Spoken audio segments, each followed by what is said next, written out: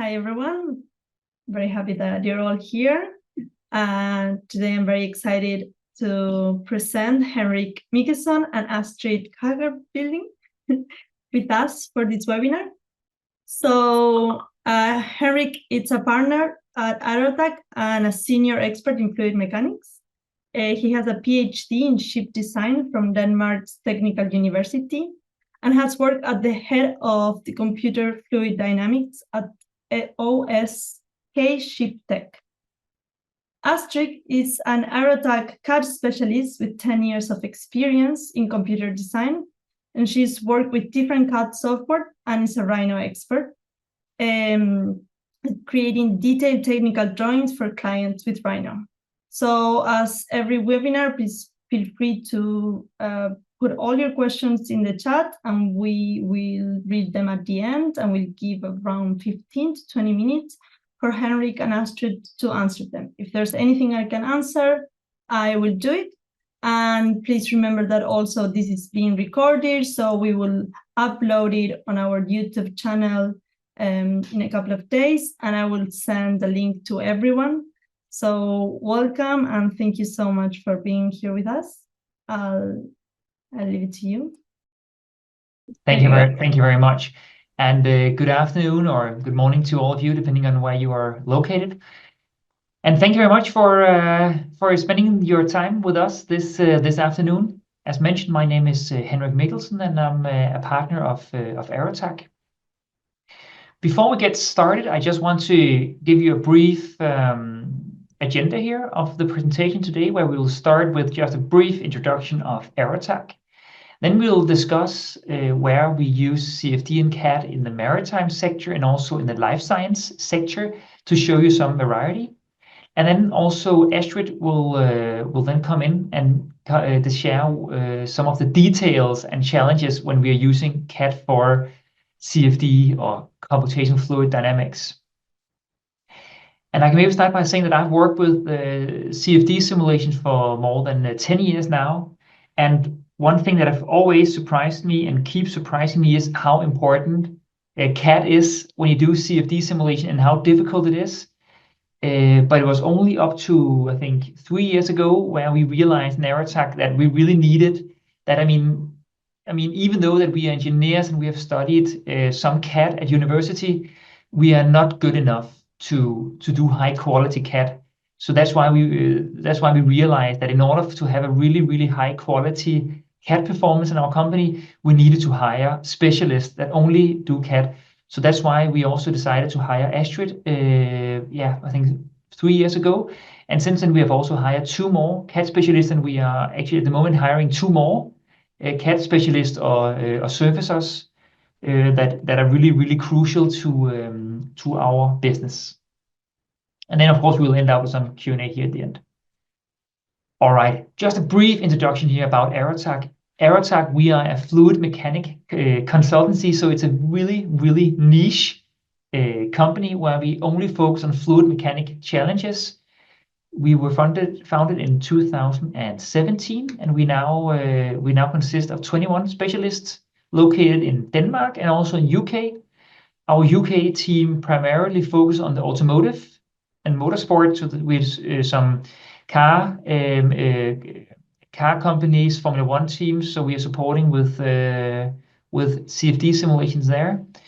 But we are lucky that we have clients in many different industries, all the way from automotive to maritime to food to life science to production, almost in all different industries. We don't have any nuclear clients yet, but otherwise I think we are supporting many different industries.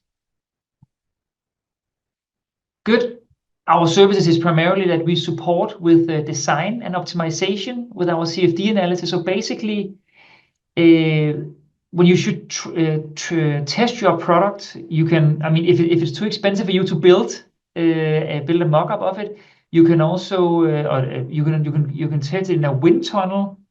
You can also test it in a towing tank, but sometimes this can be very costly and challenging. So an alternative is to do this virtual testing with, for example, computational fluid dynamics.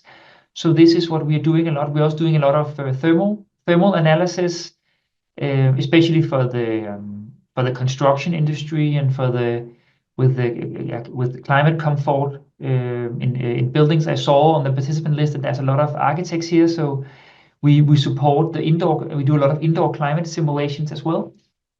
But maybe to start with our focus here on our maritime business. Basically, we are supporting with maybe 3 different areas. We're of course supporting with the classical resistance and power prediction. So when you're building a ship, before you build it, you would like to know that the engine is large enough to be able to sail the speed that you have promised. So instead of going to a towing tank and create a big wood model, you can do CFD simulations of this. And of course, one thing is to test a vessel, but when you have already the big 3D model built up, you can also start to optimize and improve the fuel efficiency or the energy efficiency of the vessel. But we also do more complicated simulations where we're also simulating waves and wind loads. And that can both be ships and offshore platforms, wind turbines, where we are seeing when it's hit by waves, how is the wind loads. I also have a single example of that later on. All right. So maybe before we get started, I think it's quite important to remember why should we ever test why is CFD simulations relevant at all? Because if, for example, we have this, you want to for the ship industry, you of course want to be able to predict the performance of the vessel. And there you could go into the towing tank, as you see down here to the left. The challenge with the towing tank is that it takes you actually building up this 6 or 7 meter long model here out of wood, and it takes a couple of weeks to make that, and it's challenging, and it's very costly to go into these towing tanks. And for example, if you want to test different designs, you need different wood models. And furthermore, this is also done in a model scale, so you also need to correct and extrapolate your results from this model scale up to the maybe 300 or 400 meter long ship. So one alternative is that you can do these virtual tests or computational fluid dynamic tests. The good thing is that here you don't have any scale effects because you are in full scale. The computer does not care if your ship is 400 meters long or 7 meters long. It'll just do the simulations. So that's good. It's also nice because it is significantly cheaper and much easier to modify a hull. So when Astrid, she's supporting us with fully parametric models for these vessels in Rhino coupled with Grasshopper, then we can maybe test 10 or 30 of the 30 different hull designs over one night of simulations, which of course significantly easier. Of course, there's a challenge that there's always pros and cons, and the cons with the CFD simulation is that it's not real water, it is not real air that you have into the simulations. You're doing a numerical simulation, so you have to simplify some of the physics. For example, the turbulence and the turbulence models. So there is some simplifications to the physics, but then it's good that we are now a team of 20 people that are experts in selecting how you should simplify these CFD models. Then maybe to show you the variety of the work that we do in this, I mean, we can both do resistance simulation where we predict the resistance on the hull. We can also go and look at the propeller alone and see the propeller performance, or we can couple it all together. So it's both the ship and the propeller, everything working together. I know from Astrid that she thinks that ships are challenging to draw, but it gets even more interesting for Astrid when we go into the propeller modeling. So here's also a little bit more complicated CAD work with some finer references. So these are kind of like the classical CFD simulation that we're using to help the ship owners design the next generations of ships, which can both be container vessels from Maersk, or it could be the big cruise ships. It can also be the maybe less interesting or flashy ships like tankers or bulk carriers, but we work with all these different kinds of vessels. But yes, but this has been done for many years and is a quite well-established industry. One thing that has become more interesting the last couple of years has been this new wind-assisted propulsion, where we are doing a lot of work for example, Animoy and Norsepower, where we are helping them simulate the wind loads on these rotor sails, and make sure that the performance of these are optimized for the vessels. And this is really a growing business at the moment with these wind-assisted propulsion devices to reduce or to actually create thrust on these ships and actually pull them forward so they can save a lot of fuel. That's really interesting at the moment, and we see many different concepts. So we're doing quite a lot of this. Unfortunately, I could only show you a picture here of a rotor sail inside a wind tunnel, because all the other simulations that we do, they are confidential.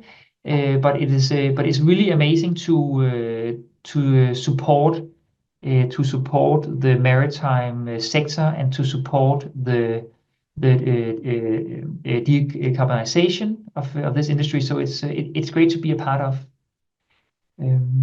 And also know from a CAD part, it's also very interesting to when we model these ships. Of course, you cannot take every single bolt and every single detail, but it's actually quite important to have many of these cranes, because I mean the interaction between the rotor sails and the cranes are quite important seen from a aerodynamic point of view. So it's very important to have a good CAD team supporting this. And actually, one thing that we found very interesting when we did all these rotor sails here was that even though that I'm a naval architect and I'm a ship designer and a CFD expert, I could only help our clients this amount. But then we actually got 3 guys in from our UK team that are all previous. They've all worked in Formula 1 teams previously and done a lot of aerodynamics for Formula 1 cars. And when they looked at this, they came in with a lot of new ideas how you could make these rotor sails interact in a better way, similar to how a front wing and a wheel also interact together with a diffuser on a car. So it was really amazing to have this cross-pollination across industries, that we could pull in some Formula 1 guys into like value creation for the clients. That was great.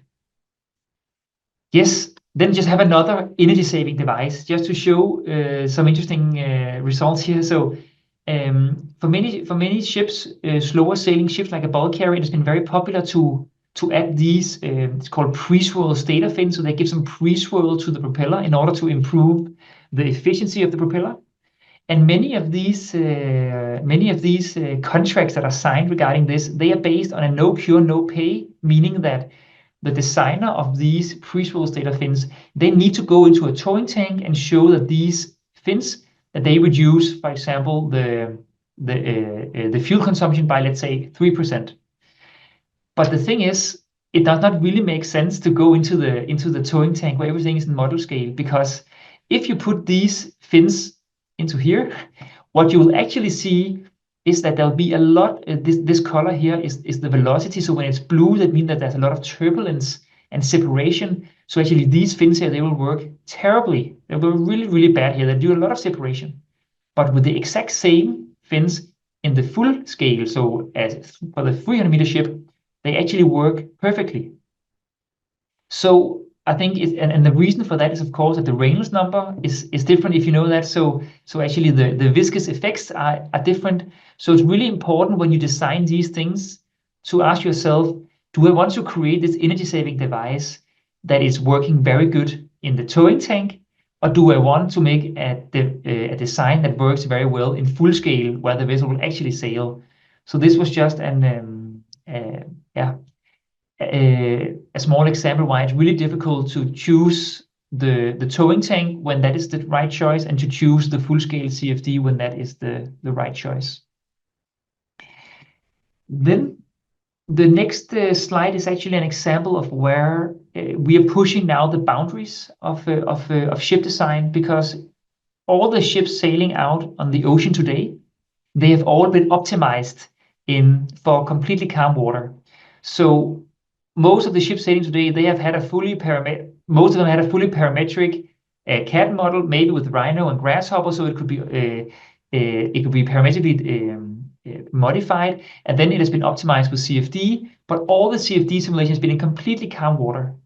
But very few vessels have been sailing in calm water in real life. They always encounter waves.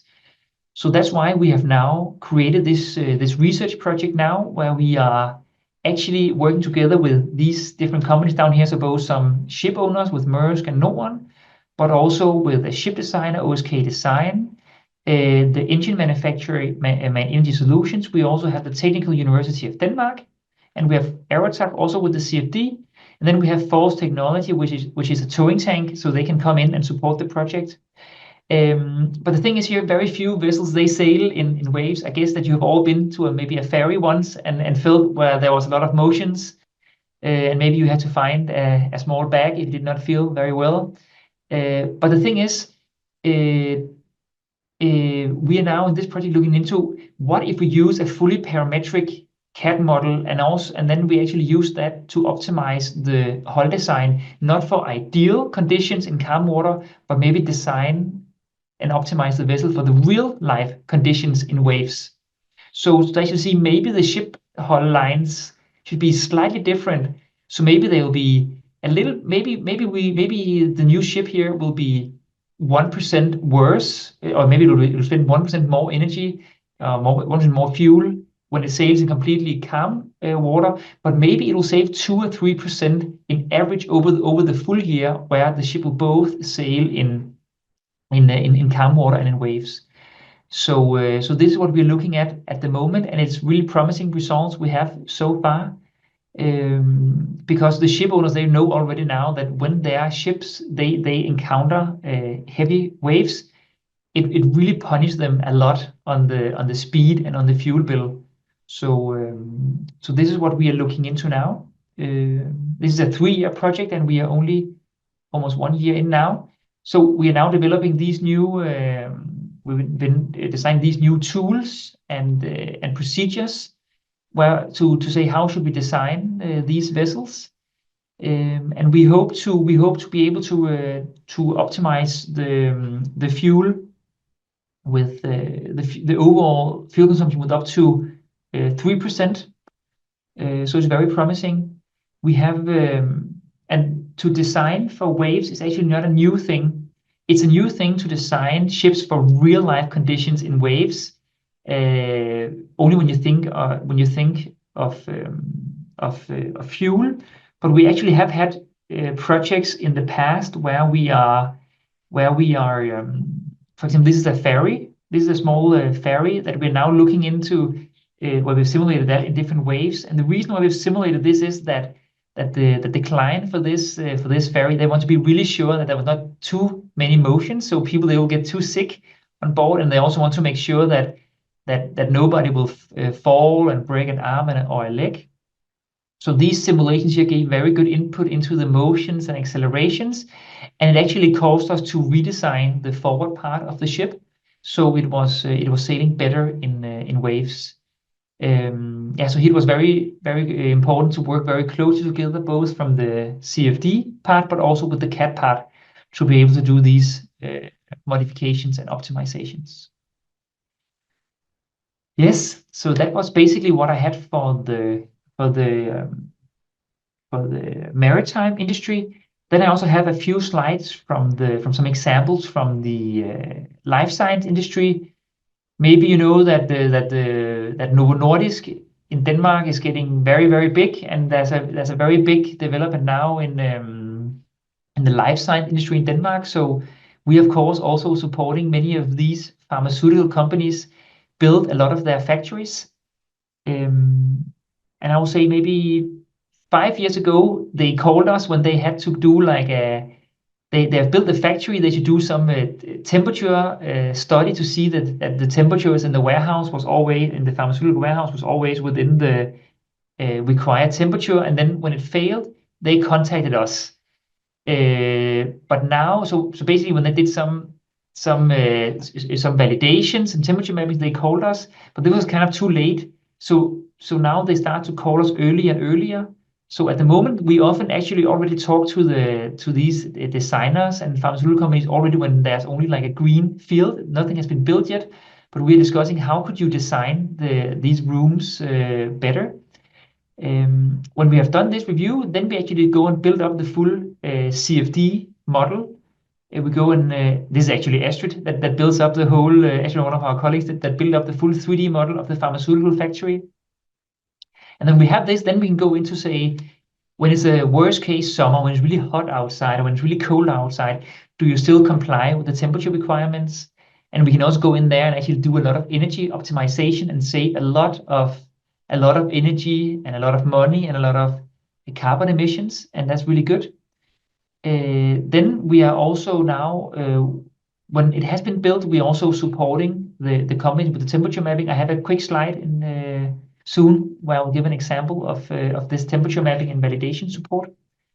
But maybe just to give you an example of one, this is the clean room where they are supplying with warm air here and cold air here. Then they're extracting the air through here. We have some formulation tanks here with the pharmaceutical products, which are warm. And then actually what we see when we are simulating this is that on this first top up here, we're actually simulating where we're supplying the cold air here and the slightly warmer recirculated air here. And what we see is that all the areas that are blue, that's where it becomes too cold, and where it is red, that's where it becomes too high. And we see that we have a very cold region over here, which is not very nice. So what we did here was actually a very simple solution, which was actually instead of blowing the cold air over at the wall, we blowed in the cold air here. We blew the cool air in here and the warm air here. So that's what you see in the lower picture here. So we swapped the inlets. And the good thing about this was that we did not change anything inside the room. We only changed all the ducting above the ceiling. So we just switched. And what we can see here is that now the temperature distribution is much more even. There's not this cold zone anymore, and the hot zone has also been reduced. So this was an example of where in this clean room, where a very simple design modification really made a big impact to the design of this clean room. Yes, and then some more examples of the temperature distributions. And of course, this is the clean room, but we can also do this for a warehouse. We also do it for canteen areas. We also do it for big office buildings. We can also do fire simulations in order to demonstrate to the authorities if the building is safe, seen from a fire point of view.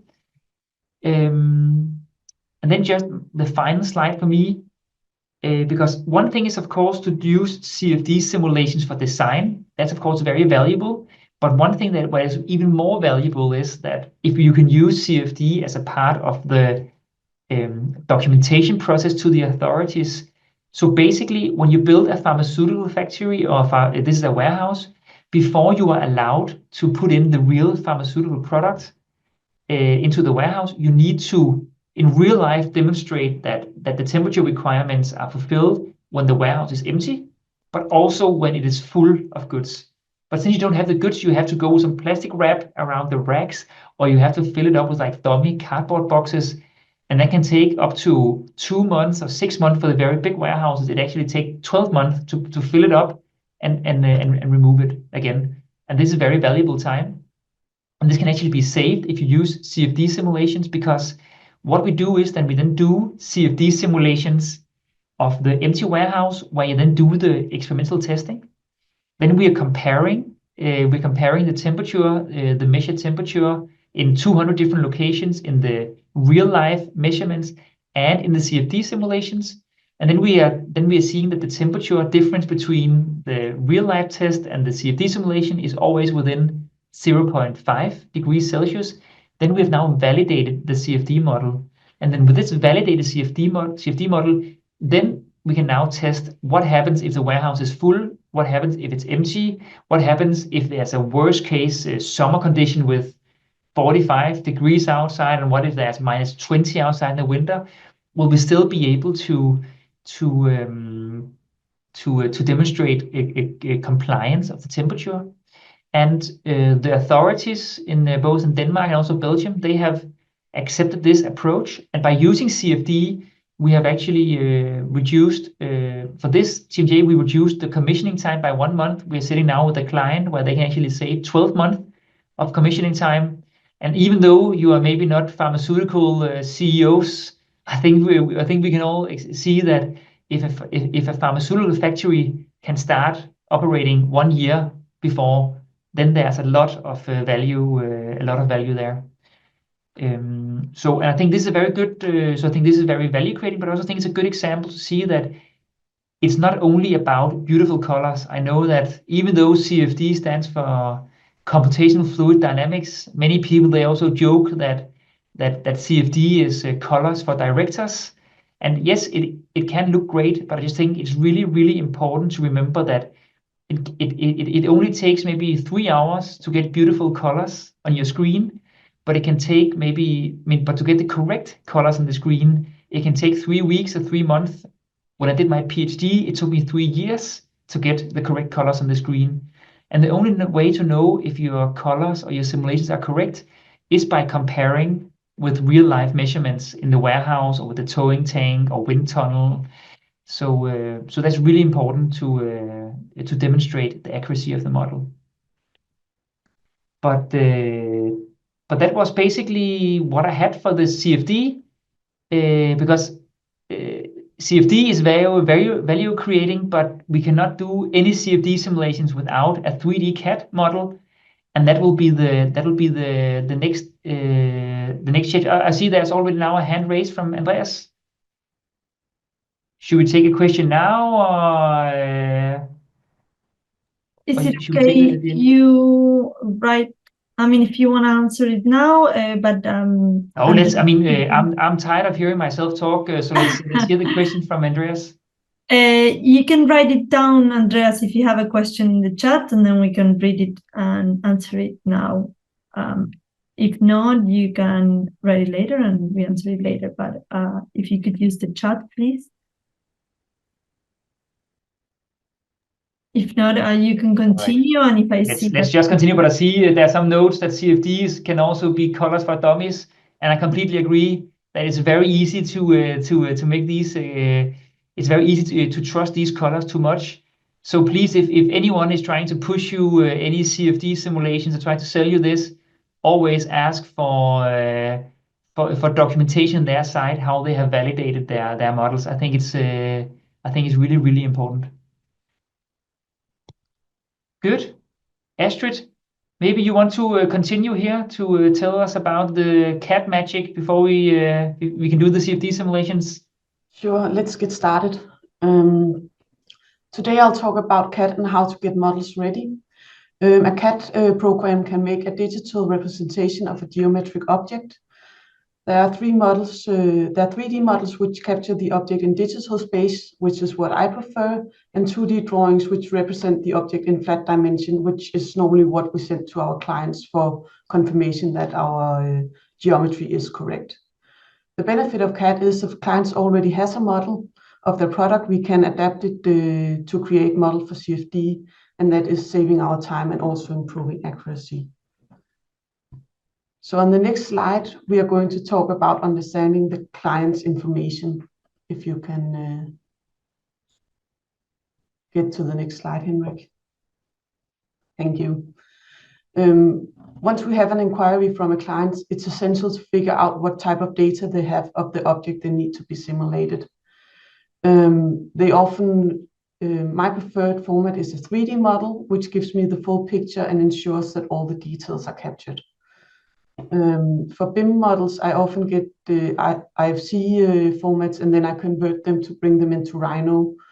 And 2D drawings works as well as a starting point if no 3D model is available. But often the clients don't actually have any drawings, and then it's time to get a bit creative. So sometimes I get the hand sketches with overall dimension and photos, and sometimes I just get photos with a measuring tape, and then I start getting to work to figure out how the model should be drawn. For complex shapes like with double curves or other, I prefer to get 3D scan. This is of course a bit more expensive, but when you have a cyclist on a bike or car parts or a propeller for a ship hull, it's a lot easier to get something correct when you have a scan. And each level of detail impacts the quality and precision of the CFD simulation. So the better the CAD model is, the better the CFD model will also be. And next slide, yes. Simplification is a necessary part of making models for CFD. Sometimes I receive CAD models that contain unnecessary parts for CFD, like adjacent room or pipes extending beyond the area of interest. So I always start by just cleaning out everything that's outside the scope. Once I start redrawing the geometry for CFD, I also start simplifying the model. It's an essential part of getting the model ready, because often it creates too much of a mesh if all the details are left in. For some industries, it's a good idea to make a standard for how to simplify certain objects. Warehouses are a very good example of this. These buildings tend to follow a similar layout, which allows to make a standardized simplification. Racks, as we see on this slide here, is always simplified in our business. So we have made like a standard for how to simplify them, and have a parametric model where we enter in different measurements, and then we get the model out the way it needs to be for CFD. Simplifying the CAD model is key for both CFD accuracy and efficiency. By keeping the computational load low, we ensure high quality CFD result. And next slide.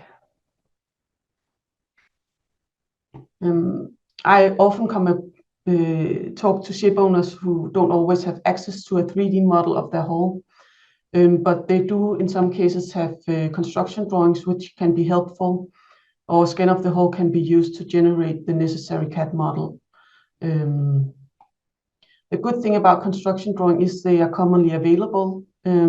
It's also typically more affordable to make a NURBS model out of them instead of getting the whole hull 3D scanned. The good thing about the scanning of the hull is they provide accurate geometry and include appendages and the angles, which can be crucial for some simulations. Yes. The way I convert construction drawings or 3D scans is by focusing on getting lines to draw with. So for a construction drawing, I start by reading them and exporting pictures of the frames, water lines, and buttocks line. And then I import them into RhinoWare scale and place them according to the general arrangement. And once everything is placed, I retrace the curves by drawing on top of the pictures. For a 3D scan with a point cloud, I normally convert it into mesh. Then I do contour of the mesh to create frames, water lines, and buttock lines. And after I get those lines, I rebuild them into knife curves. Next. And once I got my curves, I continue to make surface. There are two ways I normally use to make hull surfaces. One is the traditional method, as I've named it, which involves building surfaces based on established curves, which gives me a bit more precision than I would normally get with the rabbit hole method. The rabbit hole method allows me to make quicker creation and shaping of the hull, which is very good when you need to make a lot of design adjustment during this simulation course. So rabbit hole method is normally what I use when we need to do a lot of optimization. And in this slide, you can see the fore section is actually created by the rabbit hole method, while the aft section was constructed by my colleague Richard. When I started at Aerotech, I hadn't learned the rabbit hole method yet. In my previous job at a towing tank, I didn't need to make a lot of changes to the hull since our clients normally gave it to us as is. But at Aerotech, I realized that this would be essential for optimization work. To get up to speed, I took a course with Gerard at the Rhino Center. In the following short video, you'll see how easy it is to manipulate the hole into a new shape using the rabbit hole method.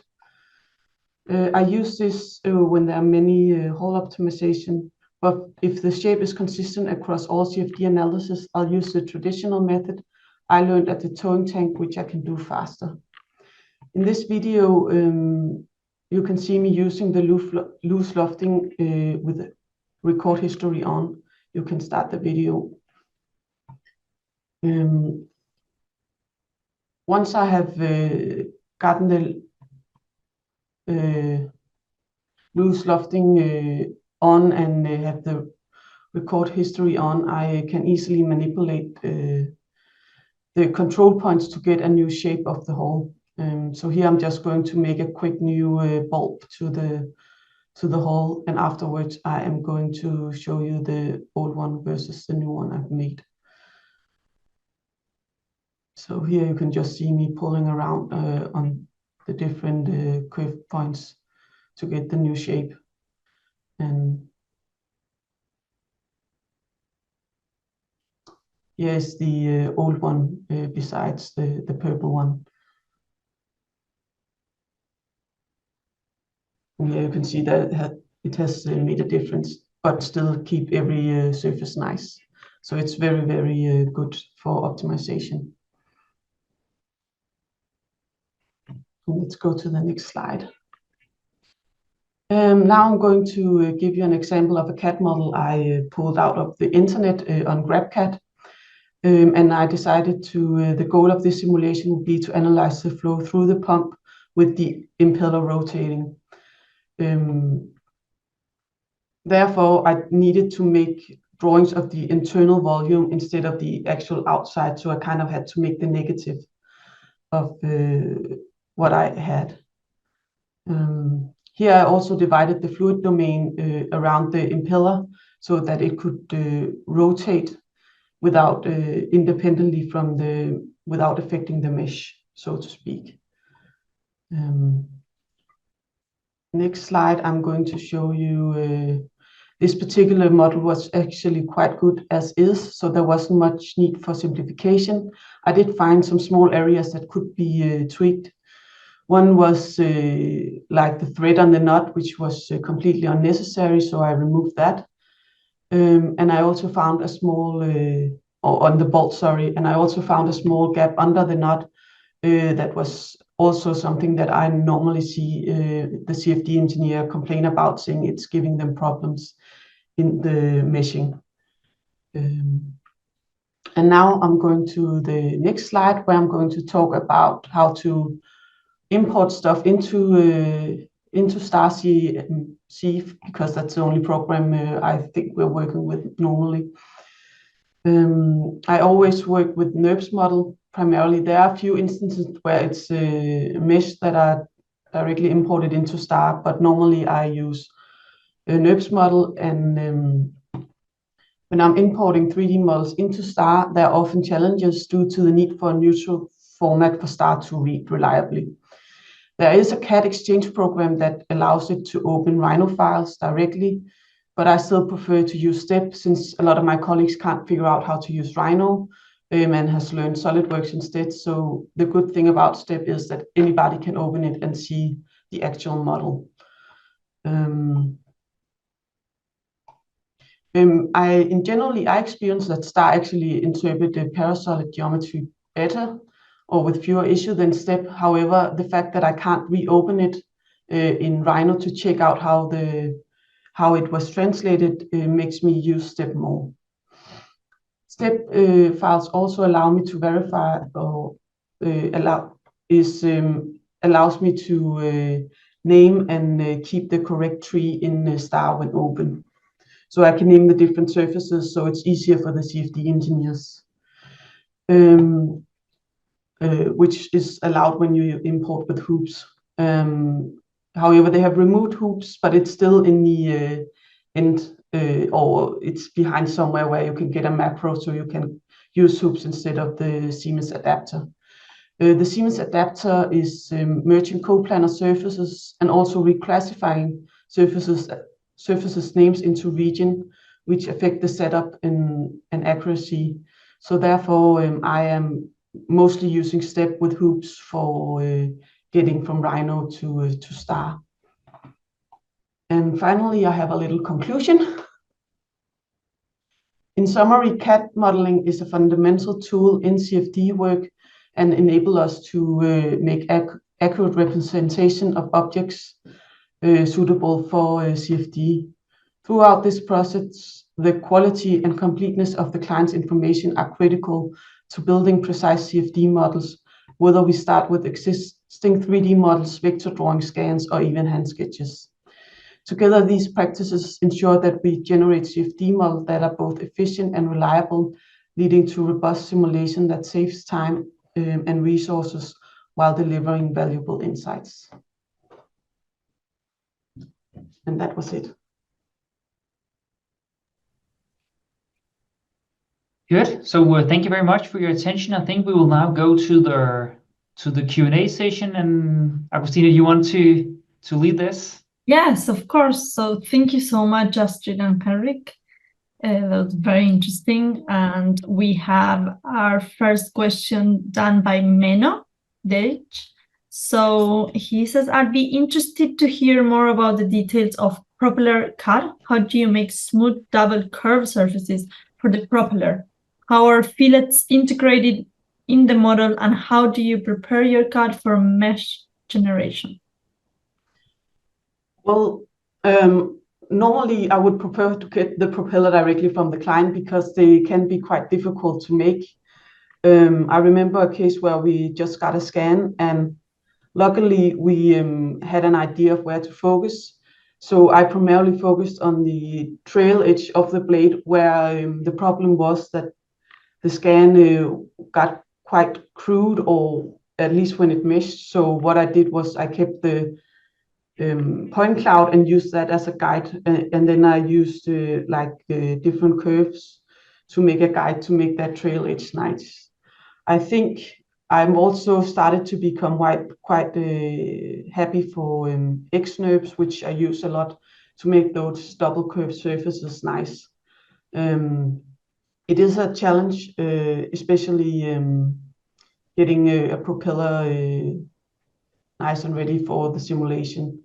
And if I do get specific propeller drawings, we might sometimes send it to an propeller expert if it's out of my ability.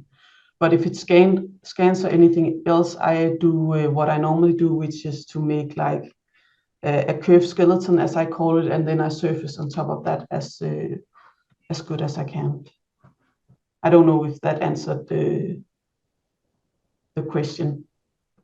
And maybe if I can just add a small comment, because I think it's a really relevant question, because one thing that we've also seen is that one thing is to make a to-be-built geometry, but then when you cast the propeller geometry, at the end, there's a very, very professional guy standing with this grinder, and he's just like doing the final touch and polishing it and polishing it.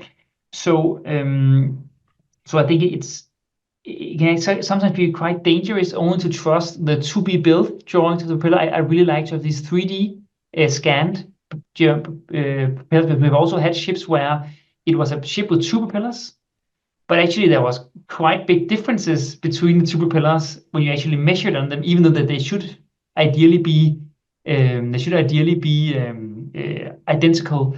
So I think it's really important to do this quality assurance by taking the real 3D scan of it, because it is very, very difficult to make these edges on it. Yeah, and that's also when you do mesh for the propeller, I also always wait until it is Henrik's time to look at everything, and then he just gets to mesh it. And that's also when I learned that he liked me to make like little surfaces on the trailing edge of the propeller, because then it was easier for him to make fine mesh at the edges. Yeah, because I mean, one thing is to draw it up, that's really difficult, but also to mesh it well in the CFD software is also very, very challenging. And I think, I think I have at least spent, I don't know, 300 to 500 hours of my life only improving how to make a nice mesh on these propellers. So it's a very niche. Yeah, I can imagine. I would go with the next question if that's okay. Menno says that thank you for your clear and extended answer. So I have Yevgen, sorry if I don't say the names correctly. He says, interesting to know how much a real 3D scan of the full scale hull is different from the theoretical molded shape in your practice. How do you feel with those 3D scans? Maybe I can shed some light on that. We actually did a study a couple of years ago where I went to Shanghai to go into a dry dock where there was a newly painted ship, and I took this big 3D Faro scanner with a lot of these white balls that you put everywhere to calibrate and stitch all the pictures together. And yeah, I actually got really sick because all these fumes from the newly painted ship was not very good for me. But we actually did a 3D scan of the whole vessel and actually compared it with the to be built 3D model from the shipyard. And we could see that there was some differences, a couple of centimeters, maybe 5 centimeters. And of course, 5 centimeters tolerance, that's a huge tolerance with like pumps or whatever. But when you have a 300-meter long ship, 5 centimeters is nothing. So we could actually see very clear the channel, and we can also see that these metal plates, they were actually bending, and there was like all these things. So we could see the difference when you compared them, but when we actually tested them in CFD simulation, there was less than 0.5% difference, because a small 5 or maybe 10 centimeter difference, I understand, but I think it's up to 5 centimeters difference, it was nothing. So that's why for hulls we don't recommend a 3D scan of the hull if we have a full 3D model of the vessel. Sometimes the vessel is very old, so we have to do it, or maybe the worst thing that Astrid knows is to get these 80 years old steel drawings where you have to sit with your ruler and try to figure it all out. Yeah. Thank you. Clara says, thank you for the nice presentation, very nice concept. I have some doubts, assuming you will work with RAND simulation mostly by adding waves with a certain degree of non-linearity would mean solving a multi-phase simulations. Still, I assume a volume of fluid method, very refined not only on a CAD level, but also on the interface level. This is very cool, definitely not trivial. How does it transfer in terms of stability and computational cost? Is the code highly parallelizable and scalable? I'm curious about what's the difference with respect to other big players in CFD industry. Because the possibility to run overnight multiple simulations, one after another, with changed parameters is a fascinating tool insight. Thank you, Clara, for a very good question. I think I will maybe jump into this since it's very CFD specific. And there's multiple questions to this. I will try to take them one by one. And maybe I'll start with we are not using our own home self-made software. We are using the Star CCM Plus from Siemens, which is the most expensive software you can get. I don't know if it's 50,000 euro-ish per license per year. So, I mean, it's very, very expensive software. So it's very expensive. But the thing is, when you pay this amount of money, you also get a software where you have a lot of these models into it. So for example, the volume of fluid method is there. You have a model where you can make a very, very fine mesh on the surface. You can actually make it adaptive. So these fine cells, they will actually follow the wave. So you only make small cells where you have the interface between the air and the water. So this is very, very cool and very cost cutting. Also in terms of the parallelization, I mean, we're normally running on 150 CPUs for these simulations, and it's very, very scalable. Of course, a simulation with 20 million cells is more scalable than a simulation with 5 million cells. But when you buy this expensive software, this is also what you get. So that was the parallelization. Then let me see here. You were asking about RAND simulation. Yes. For these wave simulation, we are using a RANS approach. It's a RANS approach, and we have found out that's sufficient. That gave us sufficient accuracy. I think half of my PhD was only about comparing these wave simulations with measurements, and you can get a fine accuracy. You can get a fine accuracy. Then you talk about like what's the difference between the CFD players. I don't know if you mean the producers of the software, or you mean the consultancies like us or some of the Turing tanks. If it's about the consultancies, most companies, they can only do waves when they come like head waves. Fewer people can do trustworthy simulations where they come in from, for example, 45 degrees as you saw. But I think things are moving this way, and yes, it is possible to do multiple simulations overnight. If you just do it like one by one, you know, of course, only do like one simulation. But if you make a fully parameterized model in Rhino with Grasshopper, and also couple it with a optimization tool, you can actually just let it run over the weekend, and then based on if Hull version number 2 was better or worse than number 1, then it will automatically update the geometry and see if it gets better or worse. So it'll be a fully optimized optimization, of course, within some bounds that you have set in your Grasshopper file. Stability, yeah. I think that was it. If not, please write another comment. Thank you. I have 2 more questions. One is from Renee. Have you tried to rapid hold method using sub-D topology instead of NeRFs? I haven't. I remember that sub-D had just come out once I took the course at the Girard and Rhino Center, and I remember thinking it would be very interesting to use it then. But we have just been so busy that I haven't really have time to play with that part yet. But I think it's a very interesting idea to use sub-D to make holes, since they do have those nice transitions between the surfaces. Yes, and make everything smooth.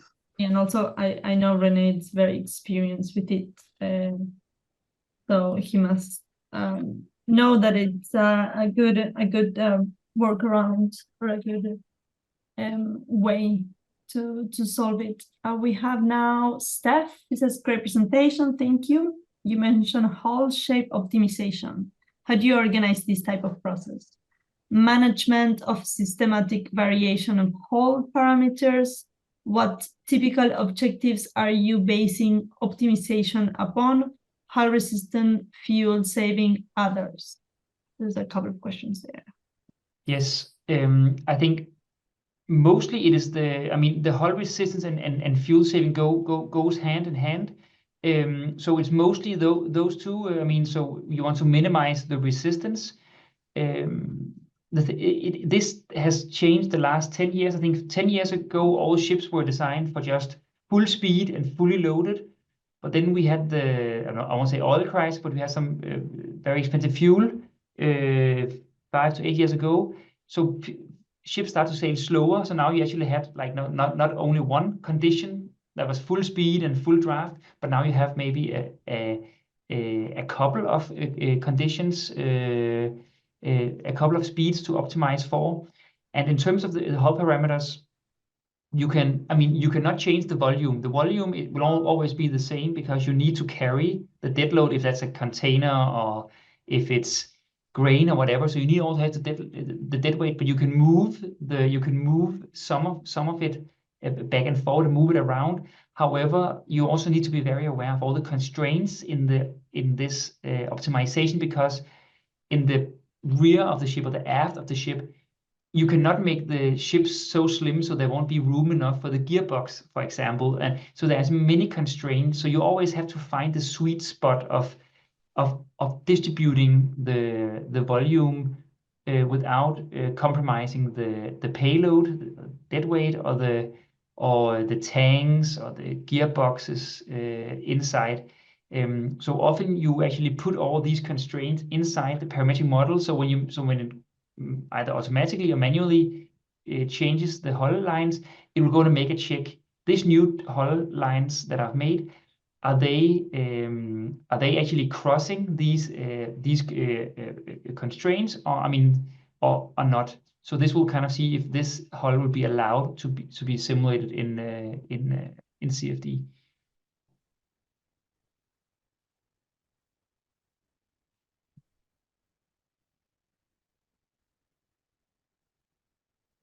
I hope that was a satisfactory. Yes, sorry. answer. I was talking and I didn't realize I was muted.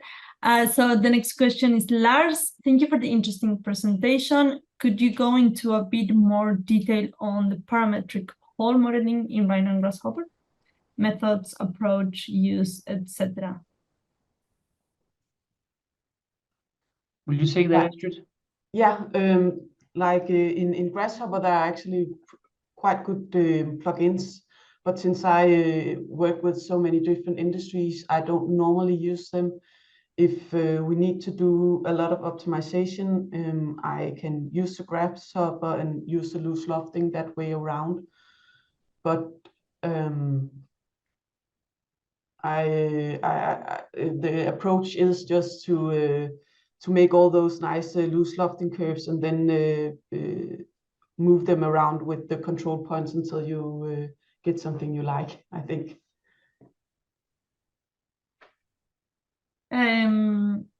Thank you, Astrid. I have Andreas saying, do you use an optimized software coupled with Rhino? I'm guessing a plugin, some of the ones you mentioned. Yes, there are different softwares to do. I mean, of course, you need to have it's kind of a triangle that you need, because you both need the CAD software and the CFD software. You need the CAD, the CFD, and also the optimization software. One option is to let that be 3 different programs. You can also buy softwares, for example, Cases from Friendship Systems, that is both the CAD software and the optimization algorithm. But if things are in Rhino and in Grasshopper, you can either buy a different software that will do the optimization, or you can also, inside the StarCCM Plus, you can also use the optimization tool in there. So you can kind of stitch it together as you want, and each of these approaches, they have their different pros and cons. Last question is Michael. Is there a free CFD software or tool you can recommend for designers to get a rough idea about fluid dynamics? Yes. I think it's easy to play, not easy, but I mean, you can play around with it, but just please remember this that I mentioned before, that it's very easy to get the right colors on the screen. But if it should be really valuable colors and not just colors for dummies, then I think I think you should only do CFD simulations if you have a background in CFD, preferably a master or a PhD in this, because I think there are too many pitfalls. But one option that you could do is to download the free OpenFOAM, but that requires that you're also good with Linux OS, and everything is based in the terminal, so you need to be ready for that. Maybe also have some C++ skills. But all the good CFD softwares with a nice graphical interface, they cost money to make, and therefore they also cost money to use, unfortunately. But sometimes, if you ask them nicely, you can also get like a trial. So I would just go and contact either Siemens and StarCCM Plus, or maybe Antus with their Fluent.